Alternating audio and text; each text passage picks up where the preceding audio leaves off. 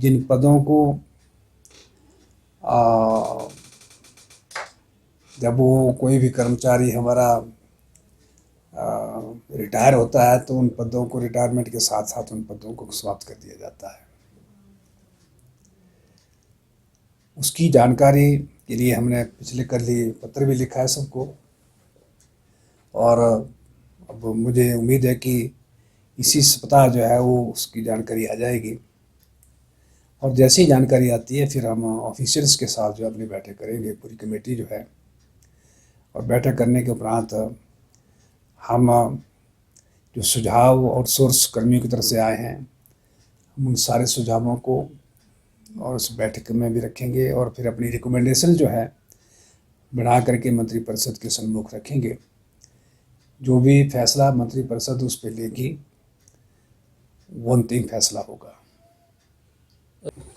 चलो, अब चाहे इसको बैकडोर एंट्री समझें या डायरेक्ट एंट्री समझें, जो काम कर रहा है हम तो उसको डायरेक्ट एंट्री मान रहे हैं।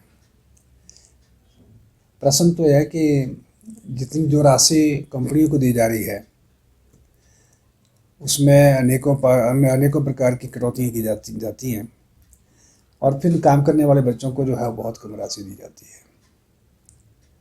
अनेकों और भी शिकायतें इन कर्मियों की तरफ से आई हैं, उनको भी हमने बड़े डिटेल में उसको समझा है, और ऐसा महसूस हुआ है कि वाकई में इनके साथ ज्यादती हो रही है। इस ज्यादती का क्या समाधान किया जा सकता है, उस करके ही ये उप समिति का गठन किया गया है। हम अपनी रिकमेंडेशन देंगे कि इस प्रकार की नीति अगर बनाई जाती है और अगर वो सारे कर्मी जो हैं इससे सहमत होते हैं तो वो इनके लिए भी नए भविष्य की शुरुआत होगी, और हमारे सरकार में विभिन्न जगह जहाँ जहाँ भी वो काम कर रहे हैं वहाँ जो पोस्टें खाली पड़ी हैं उन पोस्टों पे भी को भी हम इस रूप में जो है वो भर सकते हैं, तो उस भरने की प्रक्रिया में भी सहायक सिद्ध होंगे। मैं समझा नहीं कैसा मसला चला। उसी बनी हुई है 2005-06 में जो है वो जल रक्षक पूर्व सरकार ने रखे थे, कोई नीति नहीं बनाई, कोई पॉलिसी नहीं बनी, वैसे ही ना कोई साक्षात्कार हुआ, उनको रख दिया गया। कुछ 2005-06 में रखे, कुछ फिर 2012 में रखे, कुछ 2016-17 में रखे। ऐसे लोगों की संख्या लगभग 6000 से ज़्यादा है। लेकिन जैसे ही भारतीय जनता पार्टी की सरकार आई, मैंने इस विषय को माननीय मुख्यमंत्री जी के सम्मुख रखा, और जो ऐसे जल रक्षक पैराफिटर पैरा ऑपरेटर रखे गए थे उन्होंने स्वयं भी माननीय मुख्यमंत्री से बातचीत की, और मुख्यमंत्री जी ने कहा कि इस पर कोई नीति लाए। हमने उस पर पॉलिसी बनाई हुई है। उस पॉलिसी के अंतर्गत ही लगभग 1500 बच्चे जो हैं वो उनको रेगुलर अपॉइंटमेंट भी दी गई है। उनकी तो पॉलिसी ऑलरेडी बनी हुई है। उनका कहना है कि जो 12 साल का एक पीरियड है उस 12 साल के उस लंबे समय को घटा करके जो है वो 8 साल किया जाए। अभी इस पे कोई निर्णय नहीं हुआ है। अब इस पे भी हम कैबिनेट के बीच में रखेंगे। जो भी कैबिनेट इस पे फैसला करेगी वो अंतिम फैसला होगा। देश के 4 राज्यों के चुनाव परिणाम रहे उसी प्रकार से आने वाले समय में हिमाचल और गुजरात का चुनाव परिणाम भी भारतीय जनता पार्टी के पक्ष में रहेगा। सर, अरविंद उन्होंने एक बयान आया सर, भारतीय जनता पार्टी कोई छोटी सी पार्टी नहीं है। राष्ट्रीय स्तर पे ही नहीं बल्कि पूरे वैश्विक स्तर पे, पूरे संसार की सबसे बड़ी पार्टी है। ये पार्टी किसी से डर करके जो है वो चुनाव नहीं लड़ती है।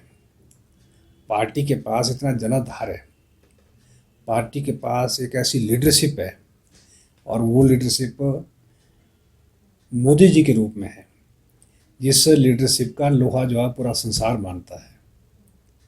हमारे राष्ट्रीय अध्यक्ष जो धरती पुत्र हैं हिमाचल प्रदेश के, उनको अपने प्रदेश से बहुत ज़्यादा लगाव है, और चुनाव की दृष्टि से अगर हमारी पार्टी की लीडरशिप यहाँ नहीं आएगी तो कौन आएगा।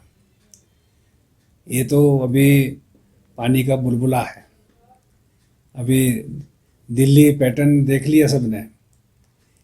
अब पंजाब वालों को पता चलेगा कि जितनी उन्होंने घोषणाएं की है, यहाँ कोई उनको लेकर के हमारी सरकार, हमारे मुख्यमंत्री जी कोई उस तरीके की घोषणा नहीं कर रहे हैं, बल्कि हमारी पार्टी, हमारी सरकार, हमारे मुख्यमंत्री जो आम व्यक्ति की दिक्कतों से संबंधित है, उन दिक्कतों को कैसे दूर किया जा सके उसको लेकर के जो है घोषणा करते हैं, और वो उन घोषणाओं को धरातल पे उतारते हैं।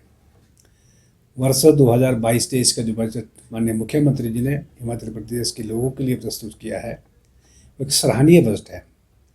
और उस बजट में जितनी घोषणाएं माननीय मुख्यमंत्री जी ने अपने बजट अभिभाषण में की हुई है, पिछले कल ही सभी सचिवों के साथ, सभी हेड ऑफ द डिपार्टमेंट के साथ, सभी बोर्ड ऑफ कॉरपोरेशन के एमडीज के साथ जो है वो बैठक हुई है, और उसमें माननीय मुख्यमंत्री ने कहा है कि जो हमने बजट पास किया है उसमें जो हमने घोषणाएं की हैं वो तुरंत लागू करनी है। इस करके हमें आम आदमी पार्टी तो क्या, हमें किसी का डर नहीं है। हमारी पार्टी, हमारी सरकार ने काम किया है, और हम काम के दम पर जो है आगे दोबारा से हिमाचल प्रदेश में भारतीय जनता पार्टी की सरकार, आदरणीय श्री जयराम, भारतीय जनता पार्टी को ढाइया लगा हुआ था 1977, 1990, लेकिन 1998 और 2007 से 12 ये 2 बार फिर 5-5 साल का कार्यकाल पूरा हुआ। अब 2017 में जो बहुत प्रचंड बहुमत भारतीय जनता पार्टी को मिला, अब अगली बार जो है दोबारा से, अब वो पहला वाला सिस्टम भी ख़त्म हो गया, अब दूसरे वाला सिस्टम भी ख़त्म होने जा रहा है। अब लगातार हिमाचल प्रदेश में भारतीय जनता पार्टी की सरकार जो है वो लोगों की सेवा में कार्य करेगी, और 2022 का जो चुनाव है वो भारतीय जनता पार्टी सरकार बनाएगी।